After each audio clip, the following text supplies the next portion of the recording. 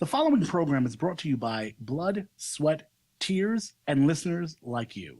To support this show and all of the shows within TWiB Nation, consider becoming a subscriber of our pay service, The TWiBularity, at twib.me/subscribe. That's twib.me/subscribe. Or you can give a one-time donation at donate.twib.me. That's donate.twib.me. We've all learned how important media is and who tells our stories. Help us be the media that you want to hear and that the media is afraid to hear. It's kind of hard to listen to yourself become irrelevant. This is TWiB Nation. Good afternoon. Today is Tuesday, January 19th, and today on TWiB Prime, Alveda King is saying some really froggy shit about Black Lives Matter. Jada Pinkett and Spike Lee are boycotting the Oscars, and we'll probably have some more choice words about Bernie Sanders' supporters. All this and more with Team Blackness on TWiB Prime.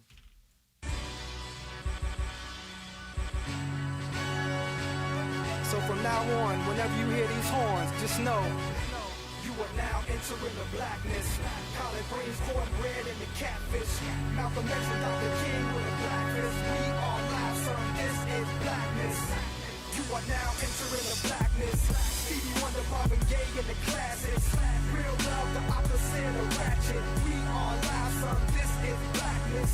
When they hit me, they say, What is going on, people? We are back. This is This Week in Blackness Prime. I am your host, Elon James White. With me, as per usual, is Team Blackness, consisting of Captain, Lieutenant, General, Professor. On occasion, he is some sort of doctor. He is the Negro Jon Snow in our Negro Game of Thrones. We have Aaron Rand Freeman, sir. I think they should always just cut to me like kind of like coming, like my head poking out from underneath a bunch of like wires and stuff, kind of being frazzled. Because having to stop looking around at all this stuff to make sure it works and then suddenly look at a camera and be professional is not reasonable. So I just want the audience to know what Aaron is actually doing, because this is not sustainable. Eventually I'm just going to hurt. I'm gonna tweak a muscle, or I'm gonna look funny, or I'm not even gonna be on camera. This can't keep happening. So at some point we need to let the audience in and know there's a lot of shit in motion in this room before you go, hey Aaron, what's up? I'm going to point out, Aaron, that I've been doing this by myself for quite some time. I can already make a montage of your faces as there are little individual blips on the screen. You don't hide it. We don't act like you hide it any better than I hide it. Well, it's not about hiding it. I mean, if there isn't in fact an issue of some sort, yes. Apparently Aaron said that every time when the system was freezing up, that I was physically pained. You look like there was a wasp in your shirt, and you were just trying not to let anybody know. Just a wasp running around. Listen, I'm not. I like things to work, and but like I'm sorry, Aaron. Like all the people that you're gonna get sympathy from. I am like this is like with my kid. When my kid's like, "Daddy, your things are hard," I'm like, "I built a studio from scratch." That's why I'm not asking you. I'm going over your head to the other audience. People watching to the audience. I'm not worried about getting sympathy from you. I'm telling them, deny all sympathy. Listen. This is why we do things. This is how. Now, please note, most a production normally doesn't have to have all of the talent doing all of the work at the same time. But you know what? It is amusing. That's why we're magic. Yeah, I know. It is amusing at the end of the day. It's just that particular, like I always say the staff talent jump is a jump. It is a jump. So I'm just acknowledging. I'm gonna need you to stop acknowledging that shit, Aaron. I need you to get your shit together. That's all I got. All right, get your shit together. I'm gonna open up Chrome and make this jump one or two times, and then see how you feel about it. Don't do that. Don't do that, Aaron. Check my email, buddy. I swear to God, I will put a chair right up against that door. There is no way other way for you to get out. Like, listen, and then I will cut all power so that you're stuck. I've also figured out a way to stop the UPS. So, don't do it. Also with us. She's angry, she's black, she's some sort of lady. She's the founder of the Angry Black Lady Chronicles. She's a senior legal analyst here in TWiB Nation. She's the gun jumper in chief and overall problem and a half, and apparently she's a bit sad. I'm not sad. We have Amani Gandhi, madam. Listen, I'm not sad. I'm just going by your face, like the fact is like we're in the studio here, and we have to do test shots, make sure everything's right, make sure is Amani on camera, is everyone centered, blah blah blah. And I look over to Amani, and Amani's just like. I think I was sitting here like this, and just like with full sadness, and I'm just like, hey girl, what bee is in your bonnet, girl? You talk to me, girl. You let me know what's wrong. Who we gotta go beat up? We go set some fires. You want to set some fires? Can we set fires to You people want to set some on fires? Twitter? We can I set some wanna fires. people on We will Twitter. get all the gasoline. We will order gasoline on Amazon Prime. Using this link, amazon.twib.me. Is there like an Amazon Arson kit? I don't think there is. I mean, I'm pretty sure there is some sort of arson kit that you could probably get on Amazon. Well, that's what I mean, like one that keeps refilling itself. So they're like, if you've set 5 fires a month, we automatically send you a can every 40 days. Yeah, that's terrible, Aaron. What? Like, okay, that first of all, that's a terrible idea. It's a Second fantastic of all, idea. it's not because also that would be promoting arson. We have to, even though we are often prepared to set things on fire, Aaron. We're not supposed to set things on fire. Aaron. Arson is a niche. Arson is it's a niche. It's not. activity. It's not a therapy It's a method. niche. It's a niche activity. Wait, what? Did you just say arson isn't a therapy method? Right. How do you It's know? not because it's not. Okay, first I of all, disagree, sir. okay. Strongly disagree. I'll take it back. It's a therapy method for me, but I have a fireplace and a fire pit. So, like, Emily says that sometimes I'm just staring at the fire a little bit too lovingly. She says that she's like, at some point in your in a past life, you were a firefighter, and I was like, or an arsonist. Yeah, probably the latter. like I don't know what but I enjoy good fire, and like especially when it gets and just floods, I'm like, oh yeah. Sometimes Burn, baby, but burn. I'm not setting buildings on fire. I'm not like Yet. going in the street, like, because that would be a problem, Amani. I am not an arsonist. I'm not I saying- am a vigilante. I'm not a vigilante The either. truth comes out, America. All right? You heard it here first. I'm none of those things. I am a mild-mannered CEO who is just trying to live life. Mm-hmm. But why? What's going on, girl? I don't like people. Okay, no one likes people. I really don't like People aren't people. They're not likable bunch. Yeah, there's this stupid thing. Like I tweeted during the Democratic debate when they were talking about, when I think it was Hillary who brought up the fact that there's like suburban white people are doing heroin and we got to do something about heroin. And over the past several months, there have been several articles and op-eds in the New York Times and other news outlets talking about how there's this growing concern about the heroin epidemic in white communities, in So why don't particular we- in suburban white communities. So why don't we So just- I tweeted in all caps, oh my God, white people are addicted to heroin. We have to do something, America. And accompanied it with a gif of Skylar from Breaking Bad pouring wine rather disaffectedly. Apparently, this has set off some sort of firestorm in the "we hate angry black lady" realm of Twitter, which apparently is thriving, and the economy I think is doing very well at the ABL hate headquarters. But they're now tweeting this out. Someone who's part of Weird Twitter tweeted that out. You're gonna have to define weird Twitter for me, because I have never heard of such a thing. Honestly, Google it. It's a bunch of white guys who act the fool on Twitter, and apparently, like, the internet loves them. Like, there are articles written about them. They're the funniest people of all time. Look at your camera. And whatever. I mean, I don't know much about these people. They harass me every once and again, calling me a foreclosure attorney who kicked black people out of their homes, and that whole line of reasoning, which has followed me for several years ever since I quit the law. That's fine, whatever. That doesn't seem to have taken hold. So then they tried to slander me as someone who hates Mexicans, which was odd and out of nowhere. How did we get there? Because I don't know. Apparently, Is it possibly because of the Mexicans that you have in your basement? oh shit. I forgot to let them out. Oh my God! I just Oh, realized. I forgot to let them out. I just made everything so much worse for you. I do have Mexicans in my basement. No, you don't. Stop I have saying them. that. I have them in. There's a separate well. There's one for Mexicans, and then there's one for white women. Right. The white women well, I tend to spend a lot of time because I have friends that are in there. So, like, I have friends like Esposa Doliva, Jessica, Katie K is in there. There's a bunch of my down white friends that are in there. I like that you gave up on even trying to say the last name. It's Klabusich, I believe, but I don't want to mess it It's up. like Katie K. Katie Katie K. Speak My on Twitter. homie, double K. Yeah, know. not triple Not K. triple Not K. triple Not K, triple double K. K. But at any rate, so because they've been trying all of these tactics at attacking me, and I think a lot of it has to do with anytime I tweet something critical of Bernie Sanders, they go on these really weird roundabout attacks. And I think it's because I think it's for similar reasons that they attack you, because we have this show and people listen to us and they see us as some sort of, I don't know, black Borg, where we're trying to like infiltrate the minds of our listeners and force them to think, to bend to our will and to assimilate. And that's not what we do. That'd be great. It'd be great if we could do that, but that's not what we do. So at any rate, so what happened after I tweeted that about white heroin drug addicts is these people went through Twitter and searched all of my tweets and found all of the tweets where I talk about my Klonopin usage. I take Klonopin. I have anxiety and depression, severe depression, not severe anymore, but it was severe for a while. I take Klonopin. I also have a tumor, a pituitary tumor in my brain that makes my hormones fluctuate. That causes me great. I'm a ball of anxiety, is what I'm saying, and Klonopin helps me. But now what they think that they've done is expose me as a Klonopin addict. So now, because this particular weird Twitter user, Swarthy Villain or whatever, was suspended, they think I got him suspended because after I tweeted that, he went on a tear making fun of me for being a Klonopin addict. Now, I don't follow this person. I have this person blocked. So I had no idea he was doing this. So I would have had no reason to get him suspended because I ignore him like I ignore so many of these people. But they are fascinated with me. Obsessed, one would even say. One of them made a Vine, like a little video Vine, saying something like, "How dare you get Felix suspended? Come suspend me, angry black lady. I'll snatch your weave. All black women will be bald." This is a white dude with a beard and glasses. It's like, what the fuck is wrong with you people? Honestly, what is wrong with you? What is it about me that you find so fascinating and attractive? Call me. We can talk. Take me out for a drink if you want to complain, but get the fuck off Twitter and stop trying to slander me as some sort of drug addict. Because I'm not a drug addict.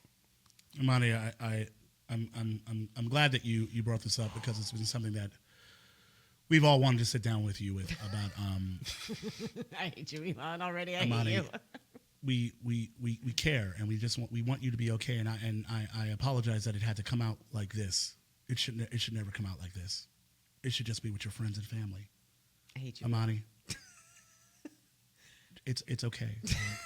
It's okay, Amani. I hate you. I don't like you at all. Just breathe. Just like we care about you, Amani. It's not your fault. I need to be Amani, church rocked. Where's Amani, Killjoy? It's not your fault.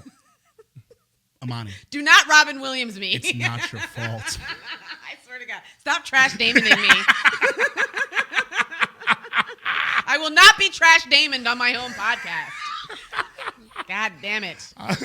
Yeah, listen. Anyway, but it's really, this is what I'm talking about. Like, and I know I'm jumping ahead, but you Sanders supporters, stop doing this shit. I know. Stop doing this shit. Just stop. Yeah. I believe, Imani, I am not. I want to be clear here. I am not even pretending like it's reasonable because it's not. It's just at this point, I think I got nothing. Like at this point, I think I'm numb. I feel like I've just gone through. It's just happened enough that I no longer like. I have my moments where I flip out, and then other times I'm just like, you know what? Screw it. But all right. But like, I ask Aaron, like he'll come in and there'll be certain times I'm virtually growling.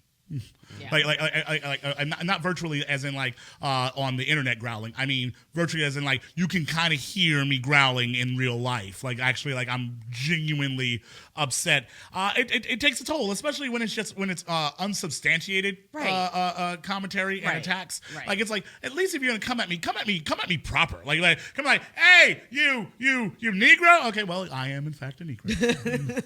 You are correct about that. Hey, you fat mother. Okay, well I could lose a couple pounds, I guess. So I guess if that's your concern about me, I understand. You and your white bitch. I did marry a white lady. I don't understand why you're attacking her and calling her names about those things. But then it's like, and you keep cashing those checks from Hillary. I'm like, whoa, I don't even. Can I get a check? Right. If I'm gonna be a shill, at least like, oh, you hate black people. What? I was like, what? Like that's I think for the most part that is where it clicked for me when I'm just like when I finally like just have my moments. Even though I'm not gonna lie to you, I did have a slight moment a few weeks ago where I might have cussed somebody out 16 different ways from Sunday. He said something froggy about Emily, and like normally my response is like, well, you're unreasonable. This is why you're unreasonable. This is why I don't have conversations with you, and I'll tweet it, just point that out, and I'm done. But it wasn't that. I was tired, and actually I was on Ambien. Yeah, what are you gonna do? You'll come at me for some prescription pills? You're an Ambien addict. I was on Ambien because I have a very hard time sleeping. If you don't believe me, check out the fact that the past couple times I've been checking in the studio on social media, like on our time here, Amani, it was like 5:30, 5 a.m. in the morning. Yeah, I saw you. I woke up at 6 this morning. I was like, "Why are you awake?" Like, not only was I awake, I had been awake. Good Lord. I had been awake at that point, and it was like I don't sleep well because I haven't been actually taking the Ambien and things that would actually help me sleep. I'm just trying to power through it, and so when I get up, I just go work. I just go F it. That walk this city. This one I actually did completely complain about my commute. Because it was pouring rain in the bay. The bay was attacked by a kraken this morning. I don't know if you were aware of this. And I had to get to the studio, and the way my house is set up is that the studio is about maybe 25 to 30 yards away from my back door. And so to get through it, I had to go through like the kraken storm that was happening, and like my backyard is not prepared very well for rain, so it's just like puddles and rivers and shit. And then we got in here, and then it was like flooded, and I was like, "This is my how do people do this?" Like, You just can't travel. complain about a commute when you gotta walk to your backyard. This morning I was totally dead serious about it too, and I was mad. Please note, I understand that I don't have a lot of a leg to stand on here. I'm not even saying that I do, Amani. I'm saying that's what happened, and I was upset this morning. And also, my contractor almost was found in the backyard with the puddle this morning. Which, by the way, side note, TWiB Nation, stop telling me to bury my contractor. Or let the Brooklyn Archer handle it. Stop telling that's terrible. There are so many comments every time I mention Contractor. They're like, I wonder if a particular Negro archer might be able to handle this problem. I'm like, you're gonna get me arrested. Something's gonna happen to this dude, and I'm gonna get arrested also, because. For the record, he's so incompetent. I don't think the Brooklyn Archer would actually get him to do his job any better. It would just shake him up. And then you would just be standing there pointing your bow and arrow at a dude that's just sitting there crying. Like, that's not even fun. You're supposed to, threaten people to get things done, right? I don't want to threaten people, Aaron. I understand, but I know, but that's what I'm saying. There's no reason to threaten a guy this terrible at his job. All right. Well, I accept it. We do this Monday through Thursday. We have a docket full of shenanigans, tomfoolery, and not a dead contractor. From the dockets. Would that be on the docket? Our docket's full of living contractors. It would be on the docket. Okay. If I in other news, apparently they had a dead contract. No, I'm not not doing that. Amani, this dude literally was rubbing his head this morning, just going, "I have failed." You have failed this city. He actually said to me, "I have failed." He said, "I have failed." I have failed. I'm not. This is not even exaggeration. Apparently, I might have been letting him know he failed because when I went inside and just spoke to Emily, I was like, "Well, I spoke to the contractor." She goes, "I know you spoke to the contractor." I could hear you speaking. I was like, "I wasn't even that loud." She goes, "You weren't that loud," and the thing is, I wasn't even like, I was in full on Emily refers to it as my disappointed father voice, where I'm just like, this is just really just not acceptable. This come on, what do you expect? Tell me what you think the solution should be. Oh no, you didn't. You tell me that. because you know what? Listen, I've tried. I've asked you. I've said nicely. I've told you what I need done. I've asked you for your expertise. You have not actually pulled this off. Tell me what you need from me. Have I been unclear to you? Have I not asked you at every turn here? Have I not listened to you? You're just like, yes. Oh, no, you did pull the I did. disappointed Oh father my God! on it. Apparently, my disappointed father game is on fleek. Apparently. Is that what fleeky? Is that as fleeky? Emily would say? Oh, don't mention it. No, I'm still contemplating divorce over that. When she said fleeky, I'm like, oh, white lady. You're saying that you have my daughter in your stomach. I have to talk to her and go do not say fleeky. Do not. Just don't do it. But yeah, there isn't a dead contractor, and apparently he's offered to give me back all of my money. Apparently he doesn't have any money though. Oh, good. So it'll take him 3 or 4 months to give me back my money. But or he'll do the rest of the work and hire and get someone who's a water person and he'll do it for free. But at this point I'm like, you are not exactly. So then why didn't he do this in the first place? What? If there's a waterproofing specialist that he happens to know on hand, why didn't he? Aaron, don't look for. When he met, every time logic. I see him, he's in the other yard making doors. If you're a door maker, then why are you offering to waterproof someone's shed? I don't know. Why are you doing that then? Did I say? And even if he has someone on hand, then Oh why my God. I didn't? I just looked at Twitter. Underscore Susan just said, "TWiB Nation is loyal. We'd help you hide the body." Don't say that. Oh God. We might need that later. We shouldn't be talking about this in public. We're not a crime syndicate yet. Currently, we are professional news Negroes who just happen to threaten contractors. Monday, Thursday, docket, shenanigans, tomfoolery, reminders, Gandhi.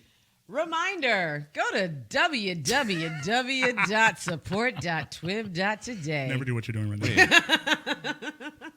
I don't know. I didn't know you had a Sinatra impression in the clip to be Look. able to break out. Be a lady tonight. Go to support.twib.today and donate to support independent black media. Please do that. Finger. Is that what? Is that what we're? Finger snapping guns. All right. Support.twib.today. We Yeah. need it. Yeah. I assure you, especially since I walked in here and there's a puddle of water all over. Puddles of water all over the place. We're gonna have to basically bring in someone else new, and because the dude doesn't have any money, and so I'm gonna have to bring someone else in, and the Bay is still in full on water attack mode. Which by the way, F you Bay, F you you, Bay? lied to me. I've been here for over 2.5 years, and when I got there was no rain. They were like, "Oh, we're in a drought." Oh. We are in a drought. And You then all of a can't, sudden- you can't really be mad about I'm the rain. angry. I did that and Bringer of rain I did ruined that. shit. That was me. I didn't ruin anything. I heard you guys had a drought. I don't want to live in a drought. I want to be here for the foreseeable future. I don't want a drought. So I decided to do something about it. And yeah, so here we are. And please know the only reason why we currently aren't on here with some Sarah McLachlan playing on the background with me giving doggy eyes is because we had some TWiB Nation folks. I was just going. I just looked at some of our books. I don't check them often, and I saw that people in December actually donated. I was wondering how we were still paying for things. You know what I mean? Sometimes you're like, can we? Is this gonna work? Is this gonna work? If it, slide it. Let's see what happens. And we were still actually able to pay for something. I looked and we had a couple of patron saints that decided to at the last minute last year to throw some stuff, and that is the only reason why we are currently standing right now. Independent media is hard and expensive, apparently. Mm-hmm. So support.twib today. Do it. And also remember, we are in fact throwing a contest where we're asking folks to describe TWiB Nation in 60 seconds or less.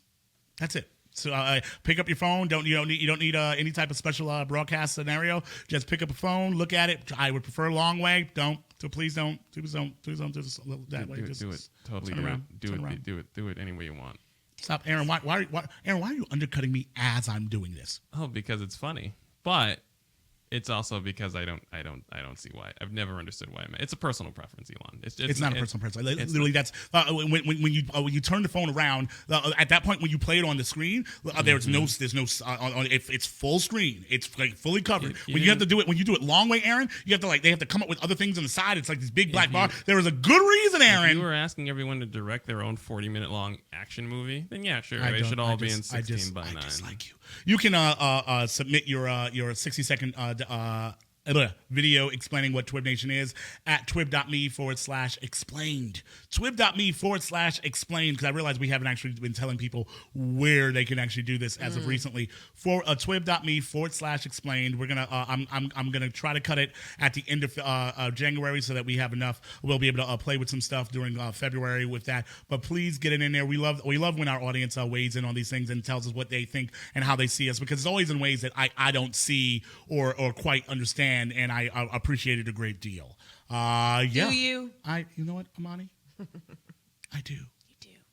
I do. And actually, sometimes the audience explaining what we do and explaining how it affects them is the reason why I don't actually go burn things down. That's real talk. Aaron, are you could you argue anything against that? The fact is, there are times where, literally, it's the audience saying, "Thank you for what you're doing. You doing this is why." It's like, oh, okay, so because we work in a bubble, me and Aaron in here, and in wire hell and trying to. We don't know what's happening by the time it gets out there. We do it, we put it out there, we go to the next thing. Also, if we hadn't gotten any feedback, we had already started on Black IGN. This whole talking about blackness and making yourself miserable in a vacuum where no one's paying attention ain't no good. So. Yes, it's the reason. It is literally the reason why we are here, because people are like, I hear you, and it matters. Mm-hmm. Thanks. Thanks, you guys. The only reason why TWiB continued was because when we first asked for a donation before we even had a pay service or anything like that, there was one Monica Brooks of the Bay who was like, hey, here's $25 a month. I was like, what? You would pay for us to? He went, yeah. I'm like, I didn't I didn't even know that was possible. I didn't know people would do that. I thought I was begging. I grew up in the black church. But it's like, you just don't be begging. Funny enough, as much as the fact is that you could argue that the black church begs a lot. You weren't supposed to beg like that. They weren't begging. They were begging for Jesus, and that's not begging anymore because you ask for Jesus to make sure that Jesus stuff happens. But I felt like I was begging, but it's the audience showing that they care is the reason why we're still up here. So please throw in your description of us, TWiB.me/explained, and please check out throw some donations so we can keep this train moving, and I can actually rewire and change all the wires in my equipment that was covered in water this morning. I think we're good on that, Amani. Yeah. Can we actually do a docket of some sort here? You want to do a docket of I some wouldn't sort? mind a docket. You want to talk about Alveda King? I never actually want to talk about Alveda King. No one does. I feel so bad when I say that, but it's often true, Amani. Alveda King, but what's going on? Apparently, she had some froggy shit to say about Black Lives Matter. Well, I mean, is it so much that she had froggy shit per se, or was it that? Well, first of all, she's a regular over at Fox News. And she, I don't understand why she continues going over there. They always. It's not like she's a bit problematic, and then they also frame it really weird. So then she'll respond, and then she won't actually correct the framing. So even in this clip, I find it interesting what they say and then what she responds to. Mm-hmm. And I'm just like, and this is and she's looked at as the legacy of King, and I'm just God. I don't know if she really is. I think she is used as the legacy of King by the conservative right, especially when it comes to gay marriage and abortion.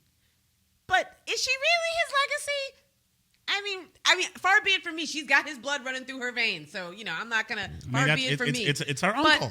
It's her uncle. But it seems to me that a lot of the positions that she takes are the antithesis of what he preached, based on my reading of him. Well, that's all I'm gonna say. Well, let's hear what Fox News had to ask and what she had to say. Aaron? Today is, of course, a big holiday all across the country. Your uncle celebrating his life and times, Martin Luther King Jr. Dr. King, let me ask you about this. You look at Black Lives Matter, you look at the war on police, and even the political tone in the nation. What would your uncle for a second think about what's going on in his America today? My uncle. So I just like the framing up there, Amani. Did you notice that? Because they said it so smoothly. I assume that if you watched a lot of Fox News, it wouldn't be surprising to you. But that whole thing, and the war on police, I'm like, I'm sorry, what? Yeah. The war on police? It has never been safer for police to be doing their police stuff. Police attacks on police and police death is actually at the lowest it has been in years. Yeah, years. And yet somehow there's a war on police. People are dying in the streets unarmed, and we know this is a problem. But Fox News, they're like, you know what? There's a war on police, and this is what they've been pushing for years. That's what's really frightening about it. I don't watch Fox News, but I do read Newshound sometimes, and they watch Fox News and then report, so we don't have to read. It is frightening, the narratives and the rhetoric that they espouse, anti-black rhetoric, pro-police rhetoric, and pro-police not in just, oh yeah, we like the police because they're keeping our community safe, but pro-police at the expense of black people. It's frightening. And then you think about Fox News is the most watched cable news network. So you think about how many people are sitting in front of their television and this stuff is just seeping into their brains with no counterpoint, no buffer. I don't even think it's seeping. I think it's if you're I guess a default American, it's the most fun thing to hear. I mean, it plays into everything you've been taught since you were a child. You don't have to think about it. And it just essentially, it's a whole network surrounding, essentially built around the idea that it's everyone's fault but yours. And that's powerful when you ain't trying to hear nothing in the first place. Yeah.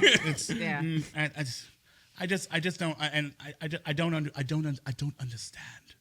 I just don't. Aaron, you wanna rewind it a little bit, or you just want to hit it from where it starts? I can start over. Don't start over. I don't know if I want it. You know, F it. Start over. Let's say, let them frame it, and then we'll go right into this, please, because I'm gonna set everything on fire. Okay. Where's the gasoline? Amani. What? Where's the Driscoll was a man of peace and reason. My daddy, his brother, Reverend A.D. King, they worked together to bring about peace, coming to the table with steps of nonviolent conflict resolution. And so Martin said, we must learn to live together as brothers, and I add as sisters, or perish as fools. Rather than stirring up that fear and that anger, we need to learn how to come to that table in the beloved community and put some solutions on the table, teaching people to use their words rather than bombs or guns or fists, and use their words to heal rather than to destroy. Stop for a second. Pause it. In a Pause nonviolent it. way, Pause for it. sure. Dr. Alveda King, thank you so much for your time. Because Who the hell is using bombs and guns and fists? her response, she didn't answer she didn't even answer what they asked. Like, she just started saying words. It was like, wait, are the police under being bombed and things like what? Yeah. Like, what would your uncle think about the war on police? And then she's like, we should come together and not bomb people. What would your uncle think about the war on police? He'd be like, hey, motherfuckers, there's no war on police. That's two. I guess it must be a fun job to have to just say something you think someone else would say theoretically.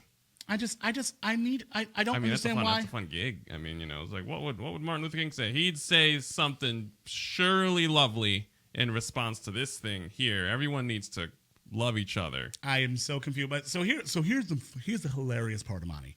So I was checking out. It was this story was posted in the TWiB Nation Facebook group. Which, if you want to join that, you can send a request in. It's just TWiB Nation on Facebook and TWiB space. I mean, no, one word. I think hashtag. Sorry. And it was placed in the group. And so I go look at it, and I'm just like, Alveda, God, just Jesus Christ. And then when they say thank you, I cut the video off because the video does a flyby over of the states, and it looks like a Doppler radar at that point. And so I'm telling Aaron, hey Aaron, make sure that you cut it because I think they go to weather or some stuff like that. Cut it before they go to that. And Aaron's like, they weren't going to the weather. And I'm sorry. I'm like, I'm sorry. What? Aaron, what were they going to? Time today. And we'll remember your uncle this morning, as we always do every year. Thank you. Indeed. We've got a Fox News alert for you right now. A day of violence against police officers. 3 separate attacks. Bring it back.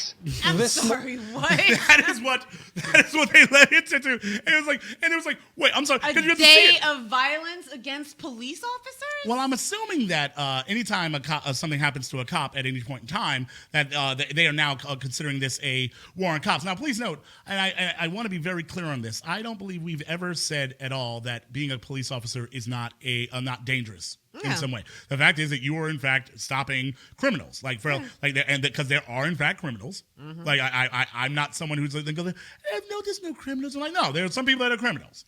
Do I believe that it's all the people that police officers arrest? No. And do I believe that there are a lot of criminals out there that never get arrested because they're just not in the places that police officers police? Yes. But I'm never saying that it's not, in fact, a somewhat dangerous job to be a police officer.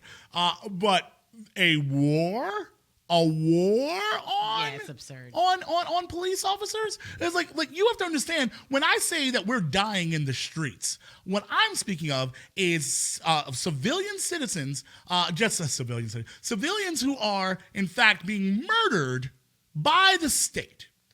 Right? Say That's killed. what I'm like. Say killed. No. Not Some of this is murder. I can't. I understand that. It's not. It wasn't called a murder.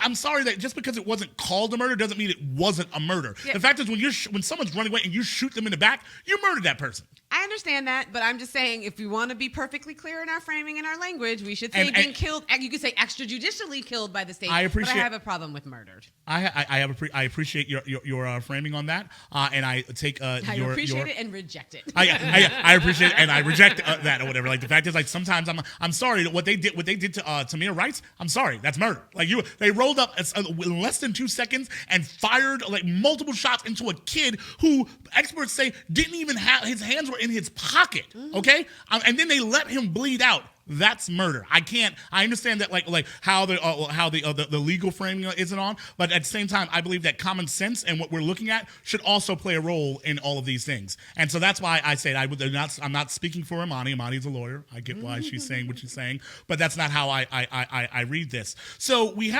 people are dying in the streets about being killed by police officers. When we talk about the fact that Black Lives Matter and that we're still dying, there's a very clear reason for that.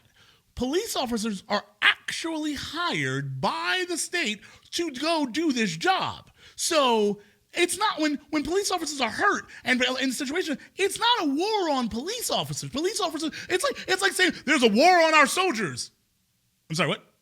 Aren't our soldiers going to deal with very violent things? I mean, it's not, they don't always do it, but isn't that what the point of that is? It's not a war on our soldiers. The soldiers might be going to war, but it's not a war on our soldiers. So when they frame it like the war on police, I'm just like, I'm sorry, no, there's not a war on police when you're at the safest that you've been in ages. I call shenanigans and it's messed up and it shows the type of framing that Fox News uses. And like, let's be clear here, because they would argue that they're not racist. They would argue that all of these different things, and we see how they frame things because Negroes, it's all this thing, and they have the pictures of the fires and stuff like that. So what? There could be one fire. They will have that picture from 4 different angles. We've seen it. We saw it in Ferguson. We know this is how and a lot of media does this as well. But this, I'm sorry, is shenanigans at the highest level. And of all the people that are sitting there watching, going like, man, there's some sort of war on the police officers. I just don't understand what's happening here. Where did my nation go? My nation's gone. The police used to keep us safe. Now there's a war on the police. That's what we're doing. So do we have any explanation of what those Nope. 3 instances of violence were? Nope. Were they... No. Because what they're implying when they're talking about the war on police is that these Black Lives Matter activists have fomented this environment where it's all out war on cops. But we don't know that. And there have been a couple of instances. Wasn't there an instance in Chicago where some cop committed suicide but then tried to pin it on some unidentified black person? That happened.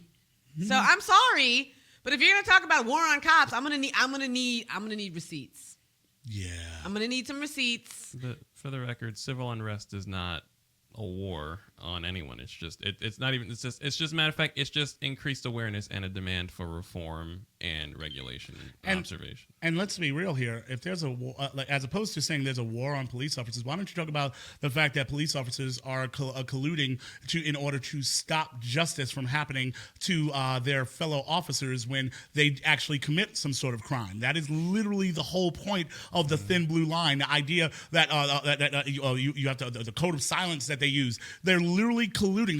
You cannot speak up, otherwise you are in trouble. You will be treated unfairly. You will be attacked. Like if you actually speak out around these things. Yes. That's nothing. As a matter of fact, that's good. If they did speak out, if police were allowed to speak out against each other, we wouldn't be here, because the cops that do kill people, which are the 1% of the police force, would be able to be shuffled out. Right. And they wouldn't be defended by the institution. So we can go, it is that officer. He should lose his job, as opposed to 50-50, knowing, not them just literally falling into a sea of blue and not understanding what's going on. So we have to implicate everyone in the building because they won't push out the one person that did a terrible thing. I like that Imani is paying no attention to her camera or anything like that. She's just sorry. She's typing. She's angry. She's still mad. She was so intensely typing at the same time, and Aaron refused to make it to the 2 shot without her. And I just was watching that whole thing.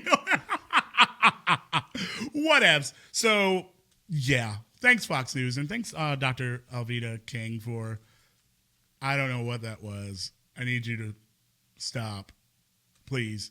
And if you ever wonder why, because I've said this on the show before, I have been invited on Fox News numerous times, and I've said no numerous times because I cannot condone or co-sign that bullshit. I cannot be a part of it, and I feel like me going on there would legitimize the space more. Not to say that I bring legitimacy to, but the idea of like, oh, if I keep going on there, then it's like, oh, then it's actually some sort of reasonable media space, and I'm like, no, it's not.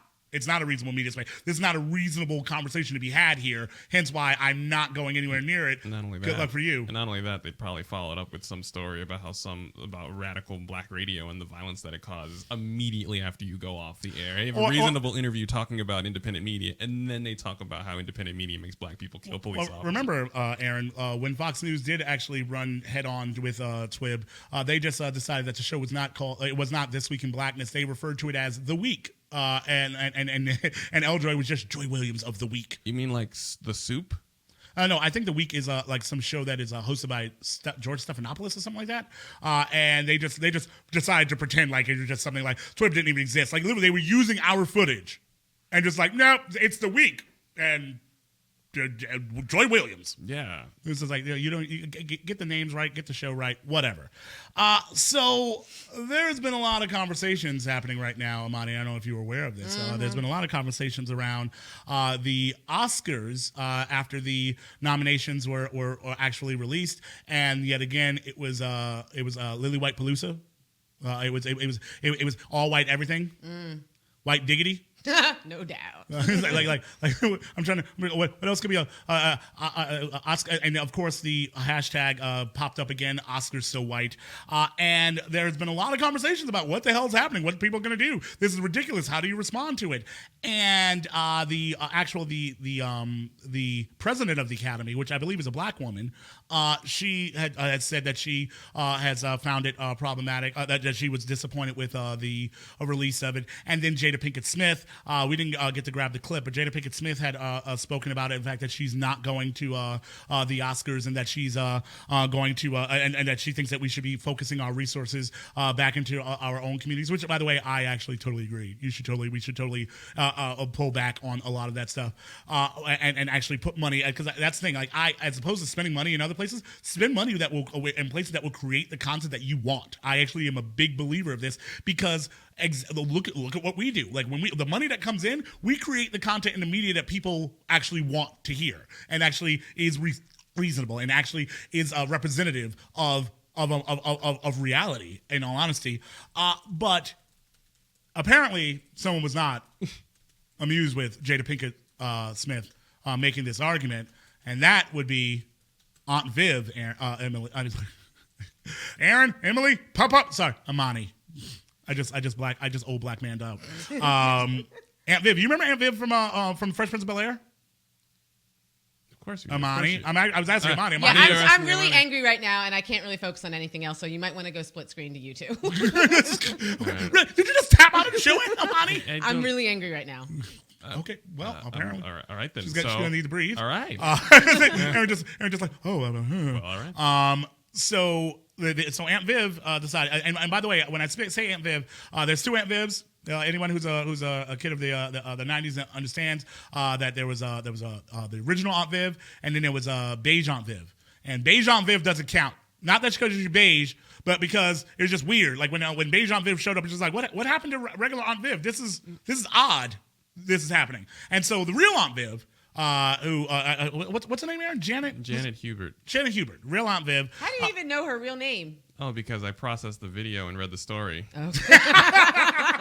See, Amani, there's this thing called the docket, and when you read that, I should probably read that sometime. When you read that, you actually know information about the stories that we're covering and shit like that. I know it's great, but Aunt Viv decided to weigh in on Jada Pinkett, talking about the fact that she was not going to go to the Oscars, and about putting money into our own stuff. This is what Aunt Viv decided to throw out there. I say, Blacktress Janet Hubert coming to you, not in a post, but sort of in a post. And I gotta say, I've been trying to figure out, do I really want to do this? And yeah, I do. Today being the celebration of Martin Luther King Jr.'s birthday and hitting 60 years old, I'm at that point where I'm like, I don't give a kitty. I want to say something about Jada Pinkett Smith asking other actors, black actors and actresses, to boycott the Oscars. First of all, Miss Thing, does your man not have a mouth of his own with which to speak? And the second thing is, Girlfriend, there's a lot of shit going on in the world that you all don't seem to recognize. People are dying. Our boys are being shot left and right. People are hungry. People are starving. People are trying to pay bills. And you talking about some motherfucking actors. Pause. Wait, what did he say? And Pause. She doesn't actually follow the fucks economy. Apparently not. I mean, but that's one. I don't So, think like- you can call. Don't think you can like a lot F's to Aunt Viv. Listen, that's one. All right.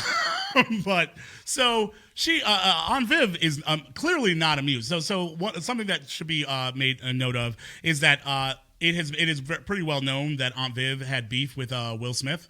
On Fresh Prince of Bel-Air, that she has said various negative things about him in the past, and I'm not saying if it's justified or not. That's not. I'm not neither here nor there on that. But it should be known about that. And so you see immediately she was like that. She was saying that apparently Jada Pinkett Smith was speaking for her husband, which you can make the argument. It's like, what are you talking about? Why did that?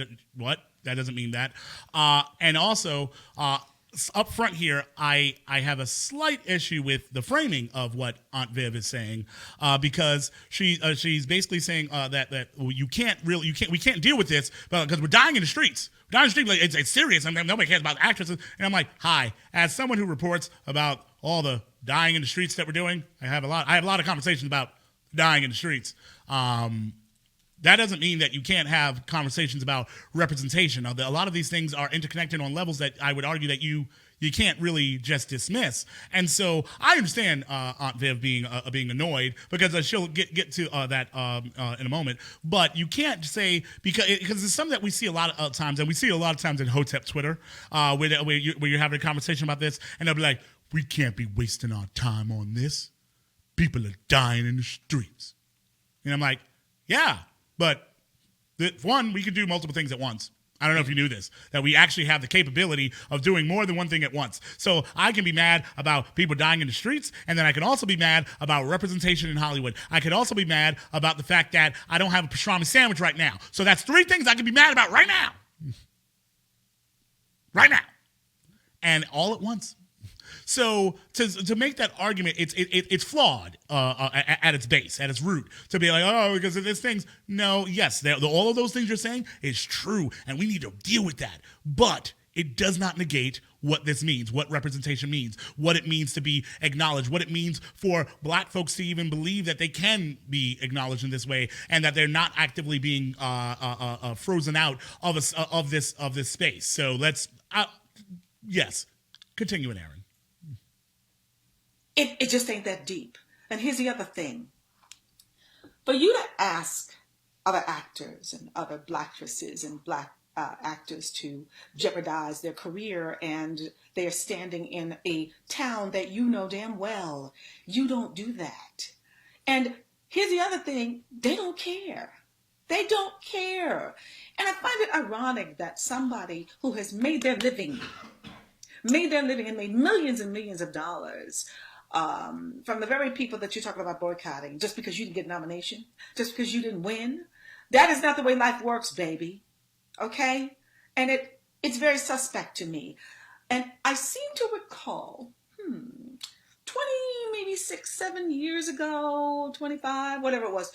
Look, I don't even remember, but I seem to remember at option time coming to you and saying, you know what, Will, you're the star of the show. Why don't we all get together? And with you, maybe we could get a little raise. Maybe the network, since, you know, the show is such a hit, and you being the star of the show, your influence will help us greatly, like they did on Friends, like white shows do.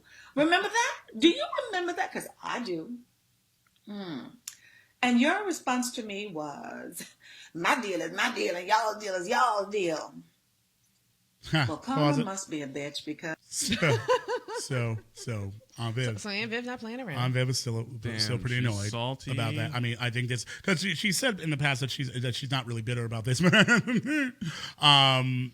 note, still my favorite Aunt Viv. Like all of this happening, still my favorite Aunt Viv. Yeah, she's the best. But at the same time, this Aunt Viv. First of all, are you talking to Jada Pinkett Smith or are you talking to Will Smith? Because they are, in fact, 2 different people. And I say this because people like to do this to me and Emily all the time. People come at Emily over me a lot.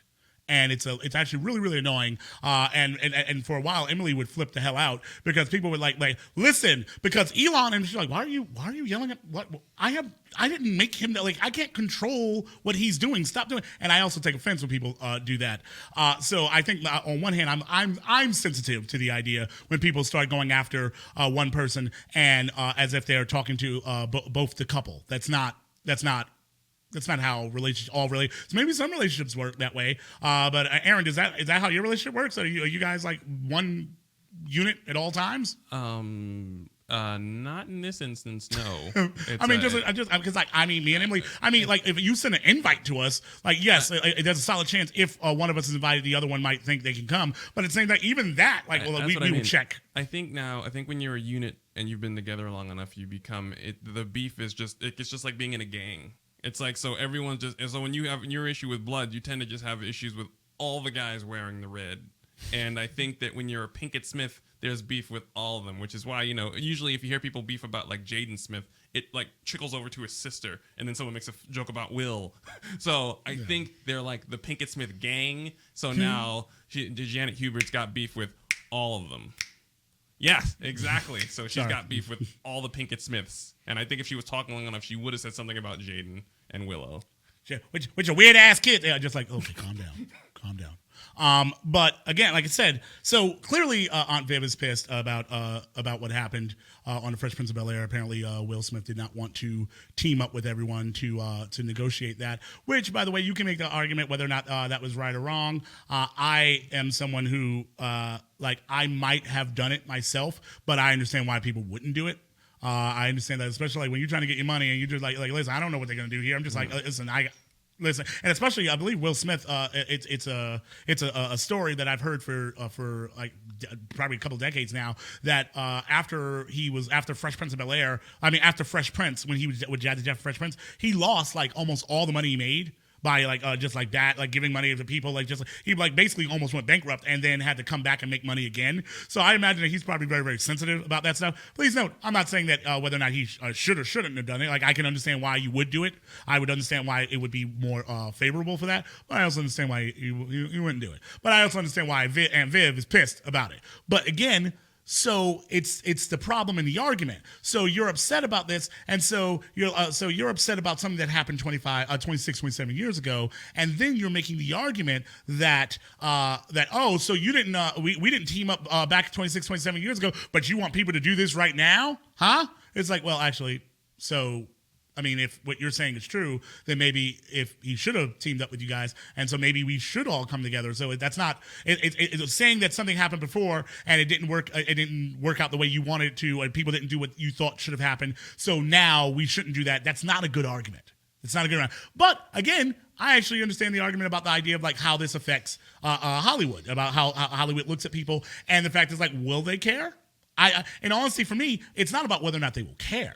It's about how much bad press will get it. Because it's not about whether or not white people care if you show up to the Oscars. Nah, doesn't matter. I don't actually care about any of that. And Amani, you tell me if I'm nuts. When I'm going at folks and when I'm making arguments, it's not because I'm trying to make that person supposedly care from their heart. What I'm doing is I'm making a big enough fuss that people have to have a conversation about it, and that person has to deal with it directly. Mm-hmm. The press is bad. Their favorability becomes bad. So they might not care about whether or not what the beef I'm laying out, but they do care about how they're being perceived and all of that. But I hate doing this because everyone's like, oh, you're always on Bernie. But Bernie Sanders is just a prime example of that. Bernie, Bernie was stood there at Netroots, yelled out over all the black women, got dragged for a couple of weeks, and then it just looked really bad. All of a sudden, he started adding stuff to his platform. All of a sudden, he started saying people's names, and all of a sudden, he got better. All of a sudden, he hired a black press secretary. All of a sudden, he starts to respond to these things,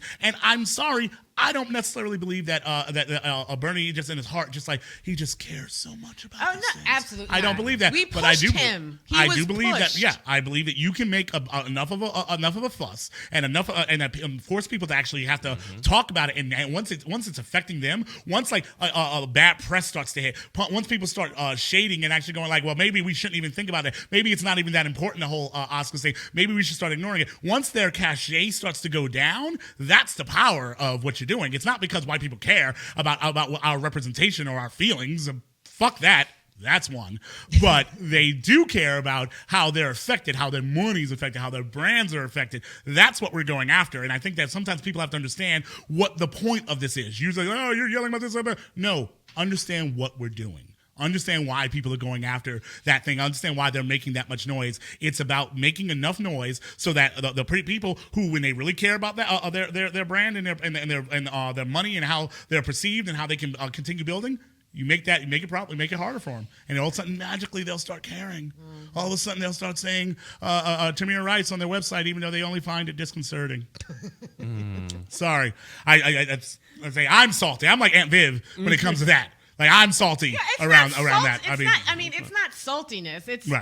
It's real legitimate complaints and critiques. This idea that we're not allowed to critique Bernie Sanders. Okay, but that's not what we're talking about. I just wanted to. We're just making a point here, and that's that. So you just said the angry word to an already angry person. So we're just gonna go ahead and we're gonna leave it back to you. There you go, and you can go ahead and we're just gonna leave Imani be for a little bit. She's still a little mad. She's still mad. She tried. She's still mad. So that's why I want to point that out clear. Does Aunt Viv keep cooking? I believe there's more to it. Let's see. All right. Now here you are. Here you are, you've had a few flumps. And you know, there are those out there who really deserved a nod. And Idris Elba was one of them. Lord have mercy. Beast of No Nation was incredible. That man is an incredible actor. You are not. Oh, dear. Maybe you didn't deserve. Oh, my God. Oh, dear. I didn't think. Oh, my God. Oh, my God. Oh, dear. Oh, my God. Oh, dear. She just told Will Smith to go fuck himself. That's two. It's like my name. Like you are no Idris Elba. Idris Elba is actually an actor. What the hell are you? Oh damn. Damn, Viv. See, and so that. You think she's mad? You think she's still mad she got replaced? Because that's kind of hardcore. That's kind of cold. I don't think she got replaced. I think she dipped out, didn't she? No, she. She dipped out. Sorry. Yeah, I think she left. Yeah. Because that's cold. That's very cold. I mean, it's not cold. It's like she got words, and she's not too keen on the Negro. And I've also, not to be funny, I've heard that concussion's good, but I've also heard that Will Smith's accent was not. I'm not. She's not wrong. Will Smith isn't that great. But Will Smith has two notes. Because he's talking like this or whatever, and then he's talking like this. And then he's talking like this, and then one single tear. When did he ever do the single tear? Oh my God! You don't remember when Fresh Prince with his dad abandoned him? Yeah. Oh God. You don't remember? You don't single remember tear. You're right. I always associate the single tear with Denzel, but yep, no. you're right. Yeah, actually, it might have been more than single tear. Didn't he drop a single tear in iRobot and some robot stuff happened? And or something like that. Yeah, Will Smith. Please don't. I like Will Smith. Like I like Will Smith as an actor. Like I don't know after realizing how deep like how connected he is to like Scientology, that freaks me out a little bit. But I like Will Smith, the actor guy, and what he's doing there. And so yeah, I mean, like Viv. And also, so if the argument here is about if the argument is that we shouldn't be that they don't care and that it could hurt black actors' careers or whatever like that, then the amount of shade that you're throwing in on top of it, this is very much in the same vein of and not the importance, but the vein of like how when Cornell goes after Obama, and Cornell could be making a point that you guys should go like, I can see that your point there, but he's like, and I didn't get invited to the inauguration. It's like, okay, dude, you're being salty. You have other problems with Obama, and that's cool. And sure, you want to say that he's not dealing with the poor as much as you would like him to do. Cool, make that argument. But when you start throwing all the other extra shit in there, then it's like, so basically, Aunt Viv was pissed, but it brings us to this whole idea of this of the Oscars so white, the boycott of said Oscars. Is it reasonable? Spike Lee has said that he's not going to be going to it. Don Cheadle tweeted out some shade at it, talking about like that he was at the Oscars, he was going to be parking cars or some shit. Like it's a lot of folks have weighed in on this, and actually, this is not even just here. This is a conversation that's happening everywhere, including like in the UK, in London. Aaron, play that clip. Gotta get off this boat. Oh, you want to get off the boat? Leonardo DiCaprio and Tom Hardy nominated for survival drama The Revenant. Look at me. Not everything is about you. Eddie Redmayne and Alicia Vikander for the story of a transgender pioneer. Like last year, All 20 acting nominees for the 2016 Oscars are white. The Academy choosing not to recognise performances like Will Smith in American football drama Concussion. I have never wanted anything. His wife, Jada Pinkett Smith, says she's decided not to attend the Oscars because of the lack of diversity. Maybe it is time that we pull back our resources and we put them back into our communities, into our programs. Director Spike Lee also spoke out on social media at the end of America's Martin Luther King weekend, saying he wouldn't be attending the ceremony in February. How is it possible for the second consecutive year all 20 acting contenders are white? I just find it so amusing that when the Brits are like, for another consecutive year, how is it that they're still so white? Is there anything more? Is there anything more disappointing than a British accent disappointed in something you did? How could this be done? How is this? How? I just cannot imagine this thing occurring. It's just terrible. Disappointing. Just I say. Continue. President of the Academy, Cheryl Boone Isaacs, admits that she was disappointed with the lack of racial representation and has promised changes to diversify the mix of Oscar voters. Many black performers have, of course, been recognised in the past. Only 2 years ago, actress Lupita Nyong'o was nominated for and won for 12 Years a Slave. But this is all part of a wider industry problem. Speaking yesterday, Idris Elba, who some expected to be Oscar nominated for Beasts of No Nation, said opportunities for black actors were too limited. The reason I went to America is because the USA has the most famous diversity policy of all, and it's called the American Dream. Pause. The problem is... Should we just...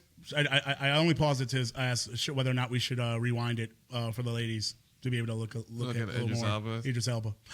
I can't even see the monitor right now. It's not fair. You're not even paying attention to the show. You can't complain about what you can see and not see when I'm like, hey, Amani, I don't have the energy for this. I'm angry. Go somewhere else. Literally, that's what you said. You literally have an unusable shot because you've been typing for the past right, 15 exactly. minutes. You cannot complain.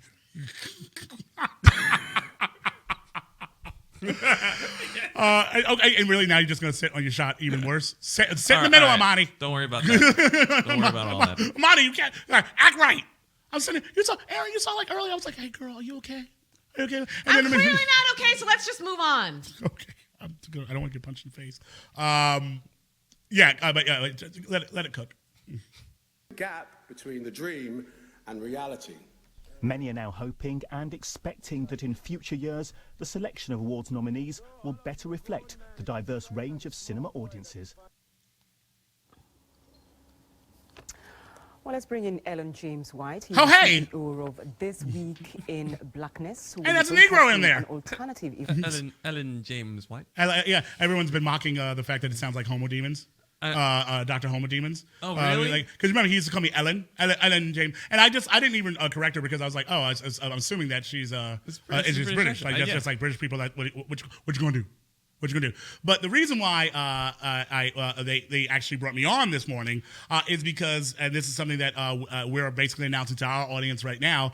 We're actually participating. Like I don't like to think of it as that we're specifically quote unquote boycotting the Oscars, but in light of the fact that they continue to ignore our community and people of color in general, it's like, well, then why are people even kind of watching this? Why tune into this at all? And we decided, because actually someone tweeted at me, Aaron, that they were like, hey, do you know of any alternative broadcast programs to the Oscars? And I was like, and immediately went to the team and was like, I have an idea. I have an idea.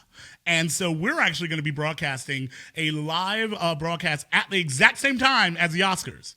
Online at TWiB, here at our station. You can probably watch it at twib.me/now. I might be building a little site for it to see how it works. And we are actually going to be broadcasting at that very moment. And we're working out to see if we're going to actually, if we're going to do it in front of a live audience or not. We're still on edge about it. And we're telling people throw We Ain't Watching parties, because that's actually the name of the program that we're going to be throwing that night. The first TWiB special, We Ain't Watching. You ignore us, we ignore you. And we Reagan Gomez is already signed up for it. We got Reagan Gomez from the Cleveland Show, Parenthood. You guys are familiar with that. She has her own series now, Surviving the Dead, I believe it's called. I might be if I'm hoping I'm getting that right. Then we have Liz Winstead, co-creator of The Daily Show, has signed up for this. We got the black guy who tips, Rodman's Prime, and Karen are going to be on. Chris from the Insanity Report will be broadcasting with us. We also have Hood Feminism, Mickey Kendall and Jamie Nesbitt Golden will be on. And I mean, we're just people are signing on for this program. It's going to be a thing. We're gonna have some fun, and we're just going to completely ignore the Oscars. That's what because I agree with the idea that, hey, why even put our energy towards it? Like, yeah, I'm not, because I know some people are going to be hate watching the Oscars. I'm like, hate watching doesn't make sense. Hate watching doesn't work because hate watching is a young man's game. That's all I'm going to say. We're all we're past the age of hate watching. You know, we need to keep watching these hours. They're ticking away, guys. We're dying slowly, so we need to do our own stuff. Right. It also gives them ratings, and that's exactly what you don't want. Right. Yeah. I don't want all that. So as opposed to being annoyed or getting like going at them, I was like, F it. We'll just put on our own program, and we will actually rock that out. And we have a bunch of invites that for people that haven't even responded yet. So like, it's gonna be a thing. It's gonna be like a nice Voltron that we're creating here of people that you know and love and that you enjoy, and we're just gonna have a good old time. And it's completely ignore it altogether. And I'm actually really, really happy about this, Aaron. I'm actually excited about this, and the fact that we're doing it. It's just a question of if we're going to do it in a live audience. Because if we do a live audience, if you're in the Bay, you can actually come out here and do it. And I'm talking to folks in at least in New York to possibly throw We Ain't Watching parties there, so people on the East Coast can kind of go up into New York and go to a We Ain't Watching party, and we'll connect it to here. It's gonna be a good time. And Team Blackness is gonna be dressed up. Hold on, wait. Are we gonna be able to cut to parties like they do in New Year's? Yes. Like New Year's live in China. That's what I'm hoping for. Watching live in China. That's what I'm hoping for. That is my goal here. I mean, I forgot. Like Combat Jack is signed up. I know a lot of people are big fans of Combat Jack. Which one? Next Big Thing. Dara and Dara Wilson of TWiB Nation. That's her program that she's gonna be hosting some stuff here. It's gonna be a thing. It's gonna go down. Mm-hmm. And again, F it, ignore it. I'm done with. I'm at the point where I'm genuinely done with begging to be seen or heard or things. Now, please note, I believe that Oscars are still carry weight, right? So I'm not. It's not like I know people that are always like, well, stop begging the white man, make your own. It's like, but you do realize that an Oscar actually still means something. We can make all the stuff we want, but I don't think people look at a BT award the same way they look at an Oscar.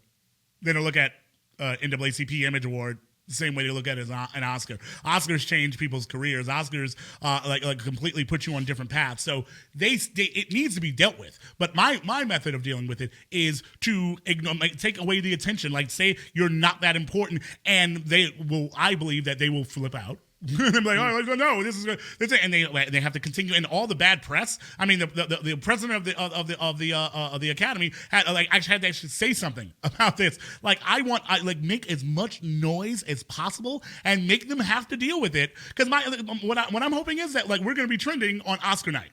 That hashtag We Ain't Watching is going to be trending on Oscar night, and they're going to have to deal with that.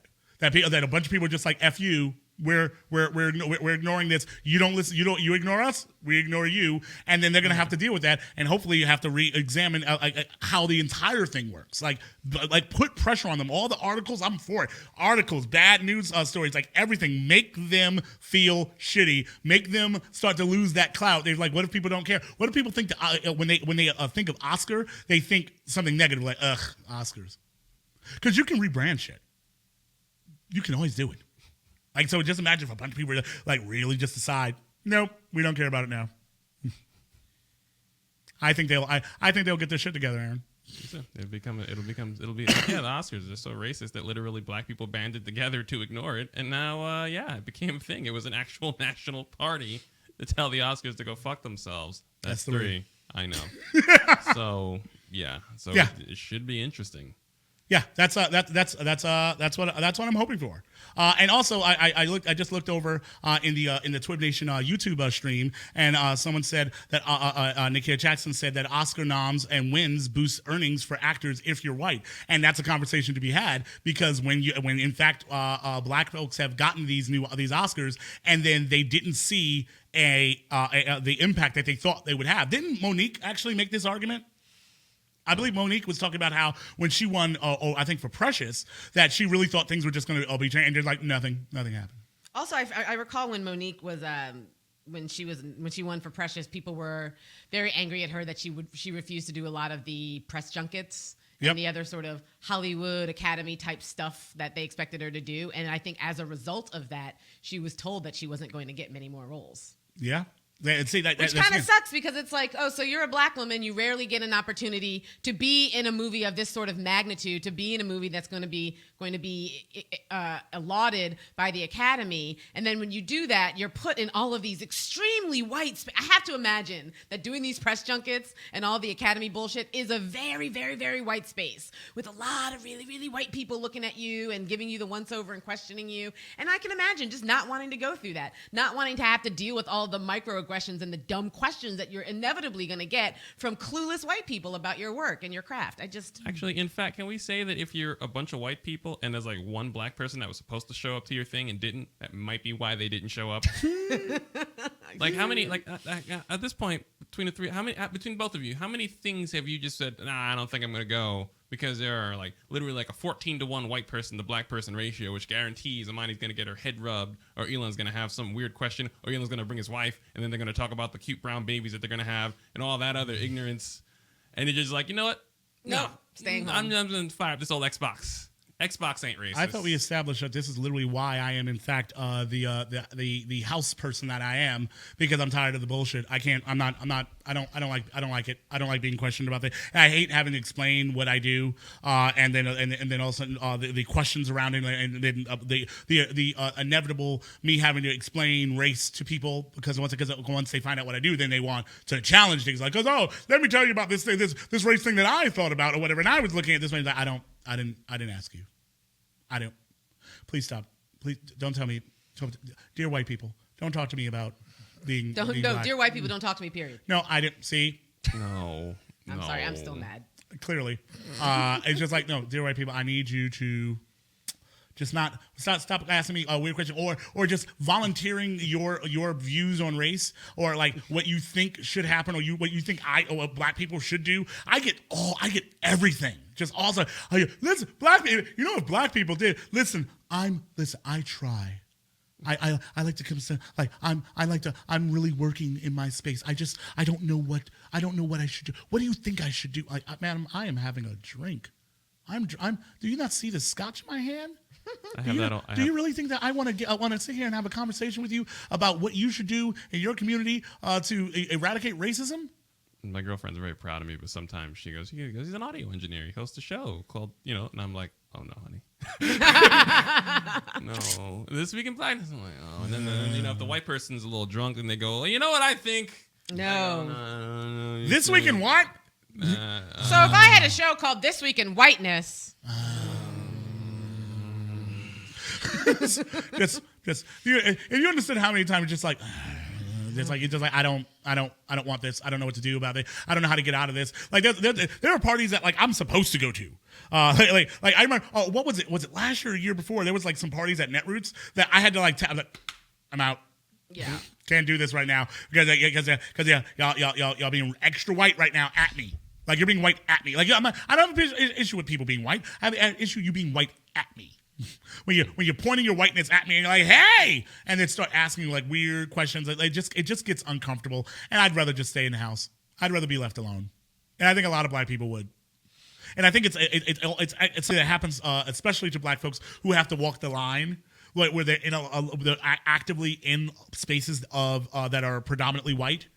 If you I mean, for those who just are, because I know that there are supposedly the Negroes who actually enjoy being the lone Negro there, and they get upset when they see another one. But I don't like to point that out often, because I don't feel like there's a lot of them. There's a few. There are a few like that, and they're annoying, and you're like, all right, fine. But I don't think that's like the general thing. Not at all. But right. it is funny. I feel like I'm in National Geographic when I do that. I remember once I was at a concert. And it's a white bar, and like one of the bands there has one black dude, lead singer, and he has dreadlocks. And he saw me, and our eyes locked, and I gave him the nod because I was like, "Hey, black person, fancy to meet you." Right. And he almost virtually snarled at me, and I was like, "Oh, I realized." And he had the white girlfriend, the white woman around him, and I was like, "Oh, I see. This is what you do. You're the mysterious guy because you're the only guy in the island. I'm sorry. Hate that. My bad, son. I actively, Aaron, you probably seen me do this. Like when we're in environments and it happens to be a lot of white folks, and I see someone black, I roll up on them like, "What up, black people?" Like I say hi directly to them. I'm like, "Hey, you're black. Hey, hi. What's going on?" Like, oh, because I don't see that many of us. We should say hi. Yep. I think that's the way to go about it, as opposed to just like. Well, I guess if it's getting you extra attention, being like the blue those blue people from Avatar in your space, I guess another black person does kill your thunder. I imagine that's not how I want to live, but some people really get a lot of traction on that, you know. No, I hope not. I hope that it really is that small amount of people. I used to feel that way when I was much younger. When I was around a bunch of white people, I was the only black person. It made me feel special. Did you? When I was much younger, 17, 18, ever since anytime I was ever the only black person growing up. Please don't. I had some issues growing up that I had to learn around race. But like being the only black person always made me a little bit uncomfortable because I didn't know what anyone else was expecting in the room. And then people would always ask these weird questions. So I was never really good with it, especially like when I started stand-up. Like white folks would just say like random shit to me. They would come up to me like, "Do you know you're black? Like you don't sound black at all." Like I was just like, "Oh no, oh is this what happens?" Yeah, you see, back when I was younger, I had problematic things. I thought those were compliments. I didn't realize I didn't know that those were insults and not something that you should live your life. That's not a standard you should live your life by. Nope. So now I know, and now I stay at the house with my Xbox. I was going to swear and I didn't because I only have 0 left. And Amanda, you were in the law, and I'm imagining that you were. I was in the law and I was kicking poor people out of their houses. She's still mad. Hey Elon, hey. We tried. She's still mad. I just stepped in there because the thing is that we don't know when Amani's gonna come back out. Like she's like, "I'm out," and they'll be like, "Okay, we're gonna leave Amani alone," and then she'll jump back in and she'll say something. I'm like, "Oh, she's back," and they're like, "I'm out again." Sorry, I'm out. I apologize to the listeners for my lack of professionalism today, but it's professional. Okay, it's not professional. It's not professional. I'm apologizing. It's on brand. That's what it is. It's on brand. But yeah, so I like I said, I'm really excited about this event, and I'm hoping that we can actually make it absolute magic. Is what I'm hoping for. That we're gonna just make a lot, and I'm hoping that we can also produce specials like this at any point in time that we feel like that's the power. Like I love I like being able to just do what the hell I want, Aaron. Like people always ask me, what do you see yourself in 5 years and 10 years? What would you be doing? I'm like this, but with more money. That is what nice. if I could just do like Amani and I were talking about if we actually did win the lottery. Neither one of us played, but if we actually did win the lottery, and people always talk about like, "Oh, I'd quit my job, I go this other place or whatever," and I'm just like, no. If all of a sudden I won, like especially like that huge ass Powerball that was happening, I don't know if it's still happening. That's that over $1 billion. Like I'm telling you right now, what would have happened is that like I wouldn't have even told Aaron and Amani that I won the money until they show up to the next day to broadcast, and they would just show up to my house, and it would just be Stark Tower, just right there, and right when it says Stark, it would say TWiB like on it, and they were just like, what's that? How did Elon build a 100-story skyscraper overnight? Overnight. I don't understand that's happening. And I just like welcome, like, all right, Amani, you are actually on the legal floor. Like say hi to your staff. Oh, Aaron. Please do that. That'd be fun. I would love to run the legal department. Well, I mean, I'm sort of doing that now with my own job. But you'd have staff. But yeah, I want a bunch of staff. Let's do that. Can we rob banks? You never let us rob banks, Elon. Like Eljoy would be full on political director. I would just give her something, and there's your staff, Eljoy. Just go. Like we're doing this, like project. I hope and dream that one day it's just gonna happen, and or we're gonna find the right funder, or we're gonna just raise the right money, and just and that's what we're gonna do. We're just gonna keep creating all the stuff that we think is necessary, and just keep clapping back anytime it's necessary. I guess Aaron, do we really? Did I say anything actually interesting in that BBC thing? You want me to run it? I don't know. Like, was I interesting? I forgot what I said. I think the thing is that you say the things that you just said over the previous hour. So if we had run it in the beginning, it would have worked out better. But now this is what you said already. Actually, show the clip. Not so much for what I say. I want to show the video because we beamed in from here. To the Oscars at the same time. He joins us from California. Thanks for taking time to talk to us. Now, your event says, "Ignore us, we ignore you." Do you think by ignoring the Oscars, things will change at all? Well, it's not so much exactly to make them change. The fact is that this seems to be something that has been an issue for quite some time. Even Elon, with this is a radio the show people too. that have been nominated or have won Oscars, it has always been some sort of amazing feat to do so. Just look at the quality. Seriously, right. Elon, this is a radio show, as well as what? I understand this will be on YouTube, but this is a radio show. We can't spend 45 minutes just admiring something that no one can see. I'm sorry. I just need it. I was like, oh yeah. Now, It's funny when I was talking to engineers, they were like, "Oh, this looks really good. This looks really good." I'm like, "Yeah, goddamn right, it looks really good." Are you right now? Please note, I was sitting in water because my studio was flooded. and I was actually water in the yes, I was so angry. There's water behind you right now. Right, there's still a little bit of water here. I was just running the heaters to kind of dry stuff out, and it stopped raining outside, so it stopped actually coming in here. But I was sitting in here, I was like, "Listen, you don't know that I'm sitting in water. You just hear good sound quality, and you don't know this is like the ha-ha. Just like, yeah, it's raining. I'm gonna bury a contractor, but you don't know." I was very, very proud of myself. All right, Aaron, are we over time? Did we do this? Are we good? We destroyed time. That's no question. Excellent. Aaron, have we been sufficiently black? Oh, yes, we have, sir. See, I don't know. Do I ask? I think that's yes. I don't. Amani, do you want to talk about what happened that set you up? Okay. No. All right. Good. I guess we can go. Go drink some vodka. Okay, listen, all of it. Thank you guys for listening. We'll be back here tomorrow. And I would like to point out, we're getting closer to on time. We were half hour late. Listen, but that was earlier, like the last before it was like an hour and a half, exactly, a half hour late, and that was because of I had to go deal with other shit and setting stuff up. Did you send the text message? I did send the text message. I remember. Listen, when the longest something isn't on fire when we start the show, I normally remember to send out the broadcast tweets, alerts, and text messages. So yeah, no, I'm handling my game. Balling. I'm not balling. But semi-balling. But I'm a boss up in here. Thank you guys for listening. We'll be back here tomorrow, possibly on time. I think there's going to be some sports balling later this week. There's going to be some TWiB After Dark. I believe Nigella might actually be heading to the AVNs. She's trying. I think she fell a hair short of her goal. Okay, which is actually I'll talk to her. Actually, a pretty good sign too, because she was able to knock out. She almost knocked it out in like 5 days. Like she gave no warning at all, and people were like, "So go, please." Right. So hopefully we'll have a correspondent at the AVNs. If you don't know what the AVNs are, I'm gonna go Google it.